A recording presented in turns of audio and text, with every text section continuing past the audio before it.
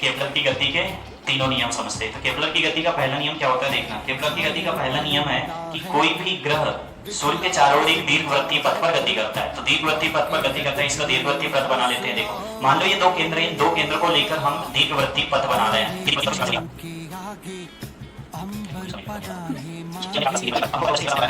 यहाँ देख लेते हैं, यहाँ पे देखो आप, ये जो दीर्घवृत्त का ये एक केंद्र हो गया, मान लो F1 है, ये दूसरा केंद्र हो गया क्या F2। तो एक केंद्र पे कौन बैठा रहेगा? सूर्य, और बाकी इसके आसपास इस दीर्घवृत्तीय पथ पे कौन गति करेगा?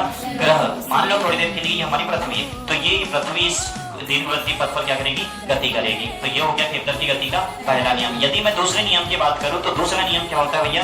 दूसरा नियम के अनुसार ये ग्रह समान समय अंतराल में समान क्षेत्रफल तय करता है। समान क्षेत्रफल कहां से? तो सूर्य और सूर्य को मिलाने वाली रेखा के बीच का क्षेत्रफल। तो मान लो ये रेखा है, यहाँ पे सूर्य बैठा हुआ है, तो यहाँ से लेकर पहले ग्रह यहाँ था, मान लो ये t समय में यहाँ से यहाँ तक जाने में t समय लिया और ये क्षेत्रफल तय किया। मान लो ये क्षेत्रफल A1 है, दूसरा क्षेत्रफल यहाँ हो गया, मान लो ये क्षेत्रफल हो गया क्या?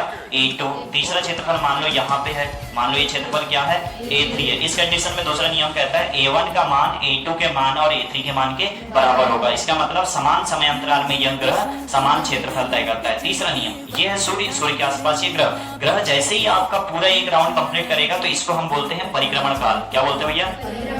परिक्रमण काल। ये परिक्रमण काल जो है, इसका परिक्रमण काल मान लो t से रिप्रेजेंट करते हैं इसको। क्या से? t से रिप्रेजेंट करते हैं। तो ये परिक्रमण काल और ये सूर्य से मिलाने वाली रेखा, ये जो सूर्य यहाँ से यहाँ तक की दूरी क्या हो जाएगी? ये सूर्य से मिलाने वाली रेखा, और इसको क्या से रिप्रेजेंट करते हैं? कैपिटल R से। तो परिक्रमण काल का जो वर्ग है ये सूर्य से मिलाने वाली रेखा से दूरी के घन के समानुपाती होता है। ये कौन सा नियम है? तीसरा नियम। कौन सा नियम है? तीसरा नियम। गुड।